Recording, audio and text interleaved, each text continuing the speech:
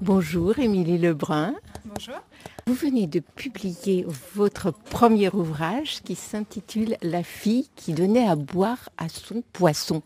Est-ce qu'on peut déjà parler un peu de ce titre ?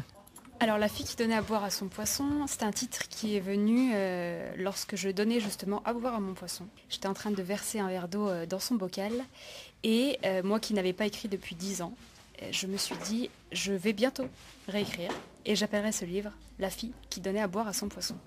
Vous n'aviez pas écrit depuis 10 ans, ça veut dire que pendant un certain nombre d'années, vous pratiquiez l'écriture ?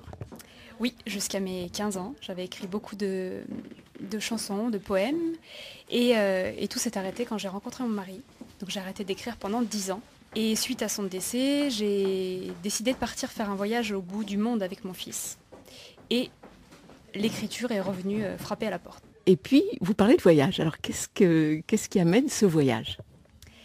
Alors le voyage, ça a été un choix assez difficile et en même temps un appel tellement fort que je ne pouvais le faire attendre.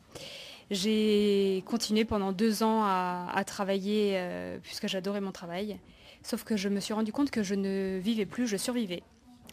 Et qu'il y avait un moment où il fallait renouer avec la vie. Donc j'ai décidé petit à petit d'écouter cet appel qui frappait et qui me demandait de tout quitter pour partir au bout du monde avec mon fils en sac à dos.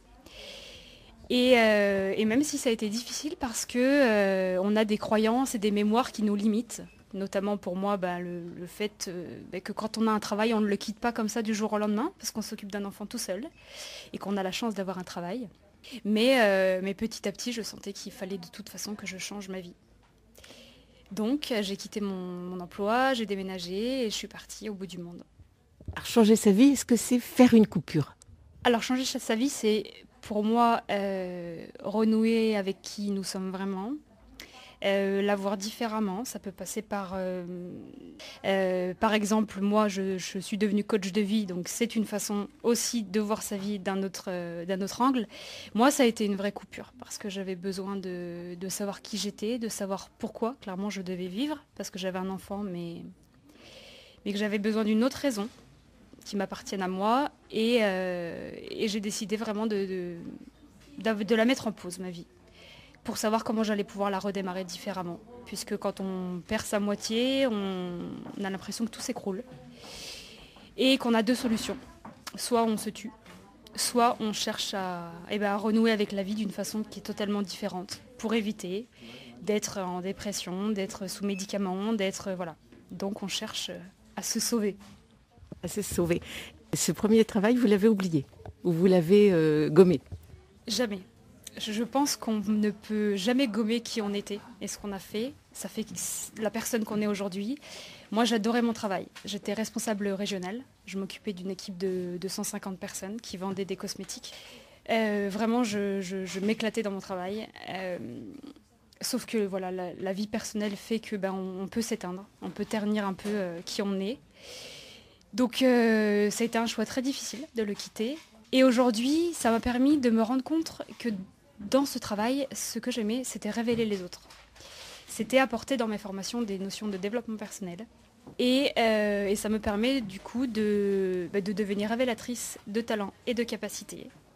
Pour à mon tour pouvoir à nouveau les révéler autrement que dans les formations, mais plus personnellement, en atelier, en individuel, etc. Donc c'est maintenant votre voie. Voilà, ça m'a permis en effet, même si cette épreuve a été extrêmement douloureuse, de pouvoir découvrir un tas de choses extraordinaires. Et c'est ce que j'essaie d'expliquer aux gens, que souvent on a l'impression qu'on vit quelque chose qui est très difficile. On est en colère, on n'a pas envie de le vivre, on ne comprend pas pourquoi ça nous arrive. Mais si on le regarde d'un autre angle, on se rend compte que c'est extrêmement positif et bénéfique pour nous d'une autre façon. Et donc l'ouvrage qui est là, La fille qui donnait à boire à son poisson, c'est un témoignage. C'est un témoignage, c'est une façon d'expliquer aux gens mon vécu, qui j'espère peut parler à certaines personnes. Quand j'ai sorti ce livre, c'était un gros challenge puisque c'est une auto-édition, que j'ai vraiment voulu porter ce projet toute seule jusqu'au bout. Et je me suis dit, bien sûr, si j'en vends plein, tant mieux, mais si j'en vends un seul, qui parle à une personne, autant que moi, ce voyage m'a parlé, j'aurais gagné mon pari et mon challenge. Pourquoi choisir de s'exiler ou de partir loin pour se retrouver? Alors ça, c'est une très bonne question. Moi, ça a été mon appel. Je pense qu'il y a plein de façons, comme je l'ai dit, de renouer avec la vie ou de la changer, de l'améliorer. Moi, ça a été mon appel, c'est comme ça, je devais partir. Il y avait quelque chose qui se passait qui était plus fort. Et je pense que c'est ma façon à moi d'avancer, puisque j'ai déjà eu 2 autres appels depuis, dont 2 autres livres qui sont en cours d'écriture. C'est un peu inexplicable, c'est un peu farfelu, extraordinaire, on l'appelle comme on veut. Mais moi, ça a été ma façon de renouer avec la vie. Comment on fait quand on a un petit garçon comme ça et qu'on l'emmène avec son sac à dos? C'est délicat. Alors, quand on a vraiment envie de faire quelque chose, je pense qu'on peut le faire. Quand on veut, on peut. Donc, quand on a des barrières, on essaie de chercher le pourquoi pas au lieu du pourquoi ça ne marcherait pas. Alors cet ouvrage est édité donc à compte d'auteur, dites-vous? Oui, c'est un projet que j'ai vraiment voulu porter jusqu'au bout.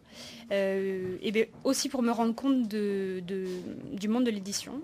Aujourd'hui, j'ai donc créé un site internet où je peux moi-même envoyer tous les ouvrages et les dédicacer du coup personnellement. C'est quelque chose qui me tenait beaucoup à cœur. Peut-être que je ferai différemment pour les suivants. Mais celui-là, étant donné que ça a été quand même la finalité d'un deuil, j'avais besoin de le porter et de m'en rendre compte jusqu'au bout. La finalité, c'est la fin. La fin ou le début d'autre chose. Merci, Émilie Lebrun.